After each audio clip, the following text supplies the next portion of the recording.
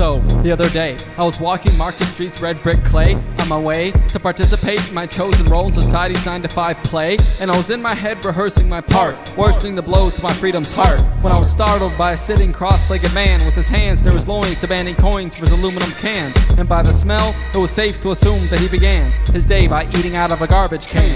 I know that wasn't the role he planned, but maybe his societal audition didn't go well. That can happen. It's like a trap when you try out for a part, you're kicked out before you can even start to communicate your lines. Interrupted every time. You're too dirty, you're not worthy, you can't serve me until your physical purity is palatable for a typical tourist to see. You got that? You best flee. This is the type of shit I constantly see in the land of the urban city. So now that I know that I'm lucky just for being able to duck the judgments by having a cement tub to shower in, cause with elbow power I can scrub the dirt in deep, so those without depth perception can't see who I truly be. They'll be in such awe of my gleamingly clean physicality that they'll cease to question how stable I am internally. And like most, I'll team up with a financial host, one to leech off, one to reach top, substantial growth. What? 40 hours, I still need more dollars, but I holler out with boredom. I reside most of my days in the place of the anti-play. Work, feeling jerked daily. You feeling me? I can't stand this shit naturally. I'm going out of control cause intangible gold is far too desirable, so I'm forced to get wired full of coffee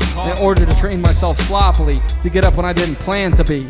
Next, still walking, another dude steps up, not so pepped up, and he asks me for money, but I tell him I can't afford to give him any. He says that's okay, so we begin to speak about other days, his promising past, future, and present being relevant. He then asked me to look into his eyes and tell him if I thought they looked sickly, which was beyond tricky, for the longer I looked, the more that I saw. His eyes bloodshot, jaundice yellow, no doubt he's a sickly fellow. So he asked me again, but what do I say? Play not, this is serious. But I didn't have to speak, cause after a few moments passed, his eyes began to leak with understanding.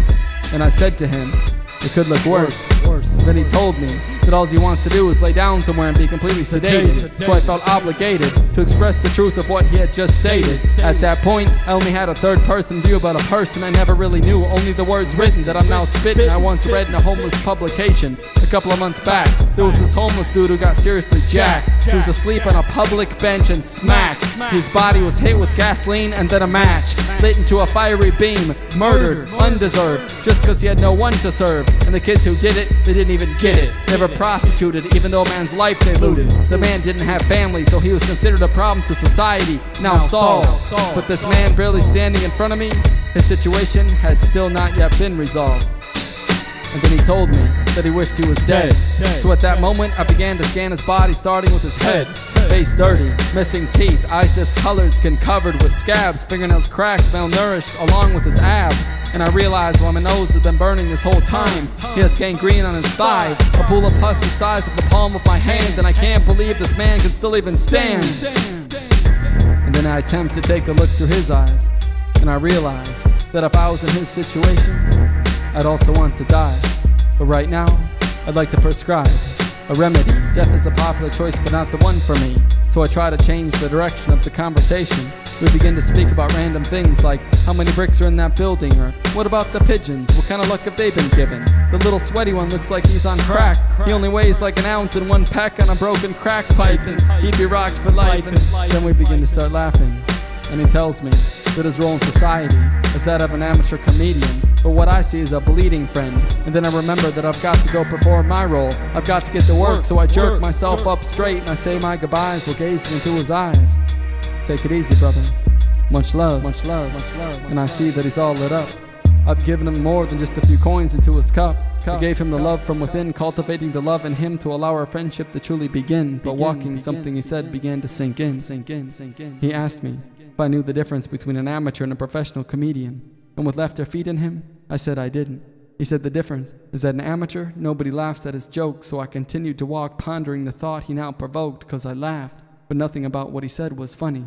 So now I just pray that soon he'll see days that are sunny. My job isn't so bad.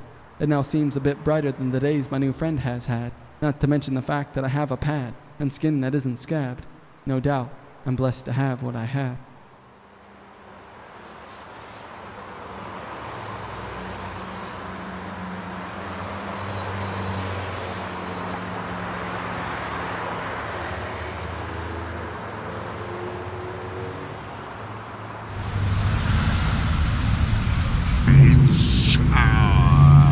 Face to face. Perfect. I'm making a video project. That's good. Yeah. I was up at the Walgreens the other day. Somebody was making a project.